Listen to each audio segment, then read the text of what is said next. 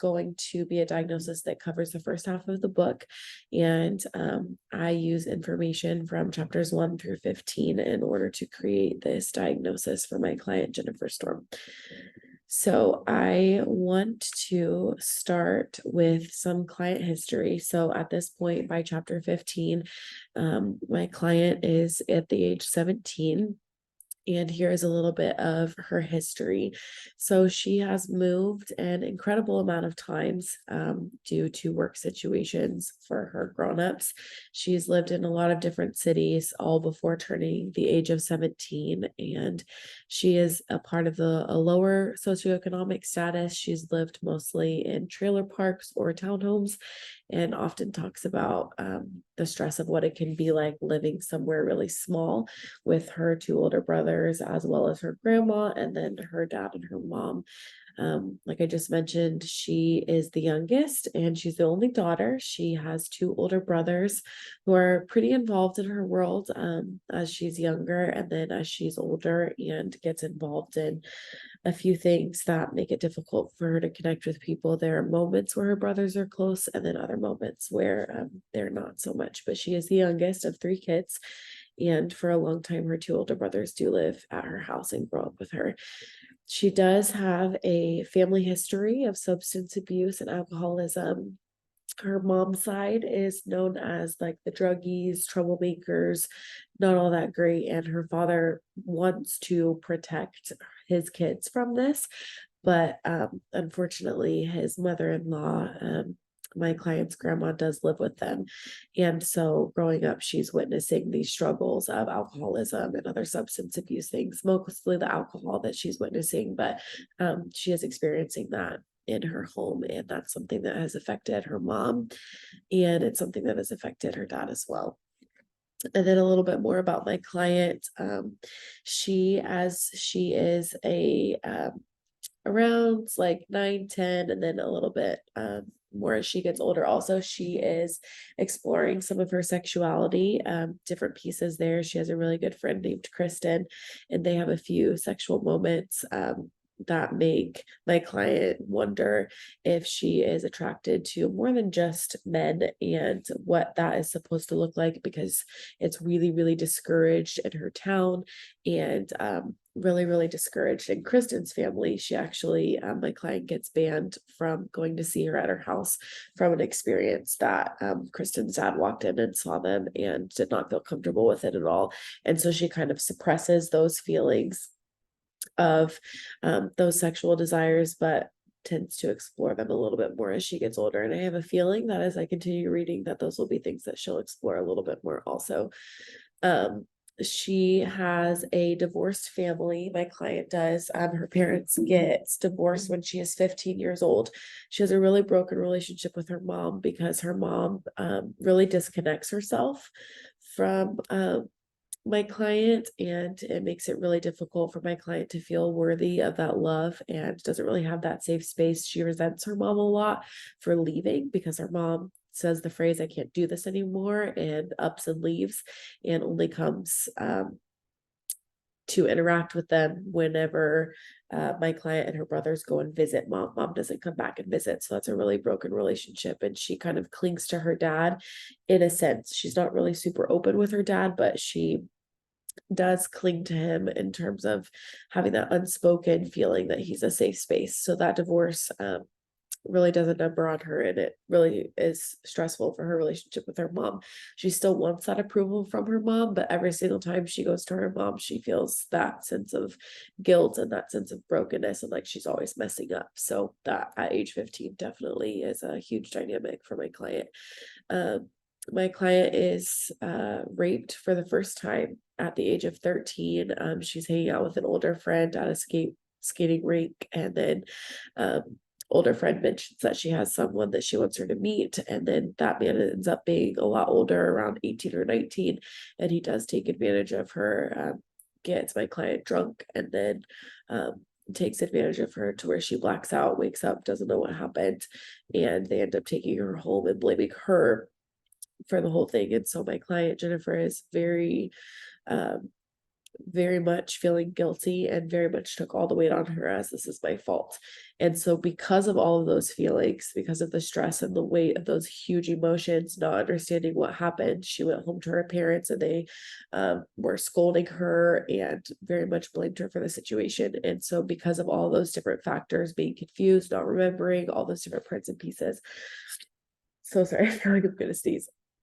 My allergies are going crazy. Because of those things, my client does attempt suicide for the first time a month after that rape incident, and she uses a combination of alcohol and pills to try and have that suicide attempt. But she does, her mom ends up getting a hold of the ambulance to come and get her because she was sending goodbye messages to mom.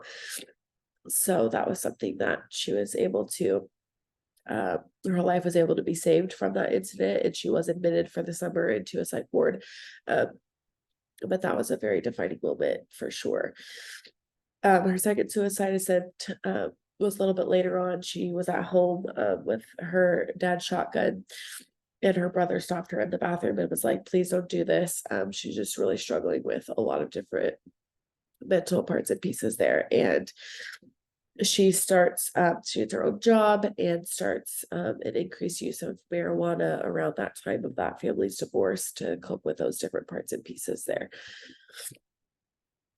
She has a really good friend named Alex, and she has some sexual tension with her as well. And Alex ends up committing suicide. Um, and that really does a number on my client for sure. And she begins starting to have an eating disorder. She uses laxatives for that. And all of this is just to feel something. She has an increased drug use, and it's to feel anything except for the feelings that she's feeling. She's trying to escape from those. She mentions over and over again trying to numb the overwhelming feelings that come with a lot of things. There's a lot of town deaths that are happening after her friend Alex's does. My client starts to experiment with LSD, continuing to use that marijuana. She starts giving classes, doing house parties at her own house. Just a lot of behaviors trying to escape where she's at mentally. And she does experience a second rape by someone named Richard. And she also starts dating this new man named Doug. She's not really super fond of him. It's just kind of makes her forget where she's at kind of relationship. And there's cocaine involved with that. And then Doug actually does end up getting her pregnant, and her dad takes her to get an abortion. Which was really hard also because her mom, she really wanted her to be a part of that, and she felt like her mom was not there for her in that situation. So that was a really struggle for Jennifer as well. When I was looking at her mental status examination, when it comes to her speech and language and fluency pieces, she's not choppy whenever she's explaining her different things. She has very detailed, she's very, very detailed oriented. At the start of her past, she initiates feelings about herself during that time, and she gives an update on relationships in her life and what coping mechanisms she's choosing as she's going through different ages. She struggles with authority. She has anger towards her cops and her teacher, cops in her town and teachers as well, because of those things with Alex that happened. They did not respond very well to that situation, and she felt like she was angry that no one was there in time for her friend Alex. And she struggles with authority, with cops breaking in to break up her parties and didn't want them to be involved in her drug escapades, different things like that, because she's trying to cope. And so she has a really hard time respecting their authority, and she's hiding who she is and what she's feeling from her parents. Like I said, with her mother abandoning her in that divorce, and her father's always there, but they don't really talk about what's happening. Okay, they don't really have that dynamic of talking about what's happening. And when my client's frustrated or discussing a highly emotional moment, then she starts talking in more volume. There's a lot more words that are happening, and some phrases that she says quite a bit throughout her recollection of what's happening is that I just want these feelings to go away. I want to feel nothing. I want everything to stop. I hated what I saw when I looked at myself. It was all my fault. So there's a whole lot of self-deprecational feelings happening. So we're feeling ashamed, embarrassed, pain, empty, scared, hatred. And when we're on using that substance, and whenever we are consuming alcohol, we get that euphoric feeling. We're at peace for a second. We feel free and safe. Those are words that my client uses to describe it. And we also use humor. Her family uses humor a lot as a way to cope with everything. And so she does a lot of laughing in moments that she shouldn't laugh. And her family does too, kind of laughs it off and then moves on to as a way of not having to deal with it. She has really, really, really negative self-talk and describes her broken relationships and how she copes with both of those things, with the drugs and the alcohol.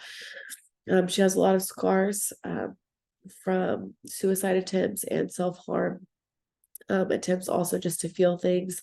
She's incredibly skinny and has bags underneath her eyes from lack of sleep.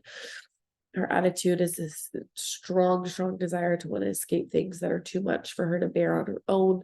And she feels too far gone for help, but she continues to process through and tell her story anyways. We kind of went through these thought processes already. And so just realizing that she's engaging in coping mechanisms instead of processing through her emotions and her feelings as a sense of just really trying to escape from those different things. And we have lots of impulsive actions when emotions become too great, such as fighting cops. We drink cleaning solution when we don't want to face a fear of being arrested for different things that we've done. We put the shotgun in our mouth, and using different mixes of pills and alcohol simply to get to a point where we feel like the pain went away, not understanding that that might be a permanent consequence.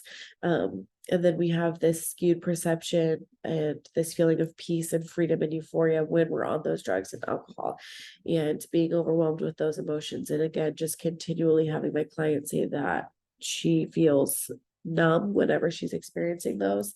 And so that's kind of her goal there. And she has a very clear view and idea of the world around her falling apart. And we talked about this already, that those emotions being too strong and too much to handle. So whenever I was thinking about the different things to diagnose her with, looking at the DSM-5 and processing through just prior knowledge and some of the evidence and different things like that, these are some of the things that I came up with for my client, Jennifer. So substance abuse disorder, dissociative disorder, PTSD, adjustment disorders, and major depressive disorders. These were kind of the main 5 that I brought about and was really thinking about looking at the symptoms of and trying to decide if I could narrow it down to just 3 of them.